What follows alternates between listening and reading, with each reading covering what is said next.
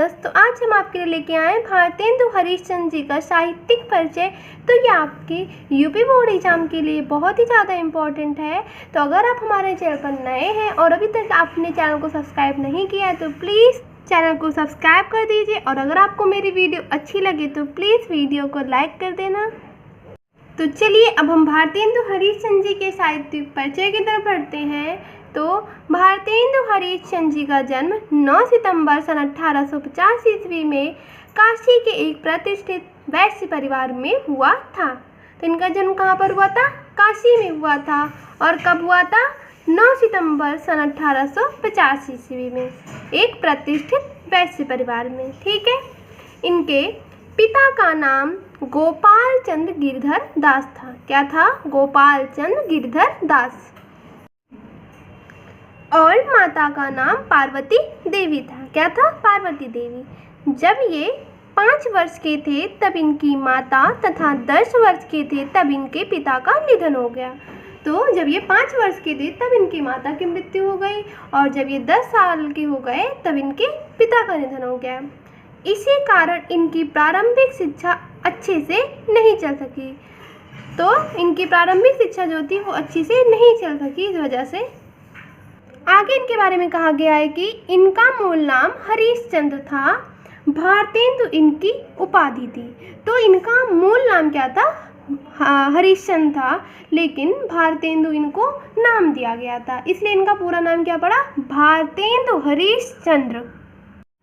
तो मैंने आपको अभी भारतेंदु हरिश्चंद्र जी के बारे में कुछ चीज़ें बता दी, तो एक बार हम दोबारा देख ले रहे हैं जिससे आपको याद भी हो जाए। तो भारतेंदु हरिश्चंद्र जी का जन्म 9 सितंबर सन 1850 ईस्वी में काशी के एक प्रतिष्ठित वैश्य परिवार में हुआ था। इनके पिता का क्या नाम था? गोपाल चंद्र गिरधर दास, और माता का नाम पार्वती देवी था। जब ये 5 वर्ष के थे तब इनकी माता, और जब ये 10 वर्ष के हो गए तब इनके पिता का निधन हो गया। इस वजह से इनकी प्रारंभिक शिक्षा अच्छे से नहीं चल सकी।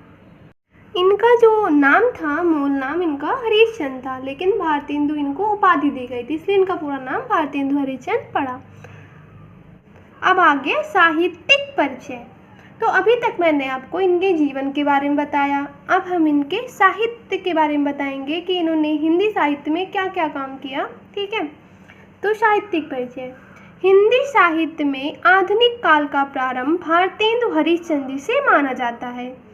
तो आधुनिक काल का प्रारंभ किसने किया? भारतेंदु हरिश्चंद्र जी ने। आगे कहा गया है कि भारतेंदु हरिश्चंद्र जी के बृहत का मतलब होता है बड़े साहित्यिक योगदान के कारण ही 1857 से 1900 तक ईस्वी तक के काल को भारतेंदु युग के नाम से जाना जाता है। तो 1857 से 1900 ईस्वी तक का जो काल है वो भारतेंदु युग के नाम से जाना जाता है, क्योंकि इनका साहित्य में बहुत बड़ा योगदान था, इसीलिए 1857 से 1900 तक के ईस्वी के काल को भारतेंदु युग कहा जाता है। 15 वर्ष की अवस्था से ही इन्होंने साहित्य सेवा प्रारंभ कर दी थी। जब ये 15 वर्ष के थे तभी से इन्होंने साहित्य सेवा प्रारंभ कर दिया था। जब ये 18 वर्ष के थे तब इन्होंने कवि वचन सुधा नामक पत्रिका निकाली। तो कवि वचन सुधा का नामक जो पत्रिका है उसका संपादन किसने किया? भारतेंदु हरिश्चंद्र जी ने, वो भी 18 वर्ष की उम्र में। इन्होंने 1868 ईस्वी में कवि वचन सुधा, 1873 में हरिश्चंद्र मैगजीन, और 1874 में स्त्री शिक्षा के लिए बाल बोधनी नामक पत्रिकाएं निकाली। तो इन्होंने 1874 में स्त्री शिक्षा के लिए बाल बोधनी पत्रिका निकाली। अतः भारतेंदु हरिश्चंद्र जी एक महान कवि, सफल नाटककार, प्रतिष्ठित संपादक और कुशल लेखक के रूप में हिंदी साहित्य में हमारे समक्ष उपस्थित हुए। तो ये एक महान कवि, नाटककार, प्रतिष्ठित संपादक और कुशल लेखक के रूप में हमारे सामने उपस्थित हुए। इनकी मृत्यु सन 1885 ईस्वी में हुई। इनकी मृत्यु कब हुई? सन 1885 ईस्वी में। अब कृतियाँ अर्थात इनकी रचनाएं कौन कौन सी हैं? पहला है निबंध संग्रह। निबंध संग्रह में है लीलावती, दिल्ली दरबार दर्पण, सुलोचना, परिहास। ये सब क्या है? निबंध संग्रह है। अब है काव्य संग्रह। काव्य संग्रह में है प्रेम फुलवारी, प्रेम सरोवर, प्रेम तरंग, श्रृंगार सतसई, प्रेम माधुरी। तो प्रेम माधुरी मैंने आपको पढ़ा दिया है। आप मैं आपको लिंक दे दूँगी डिस्क्रिप्शन में, आप वहाँ पे जाके देख सकते हैं। और प्रेम फुलवारी, प्रेम तरंग, ये सब बहुत ही ज़्यादा इम्पॉर्टेंट इनकी रचनाएं हैं, तो आप इसको ध्यान में रखना। अब इनकी जीवनी कौन सी है? सूरदास की जीवनी, जयदेव, ये इनकी 2 जीवनियाँ हैं।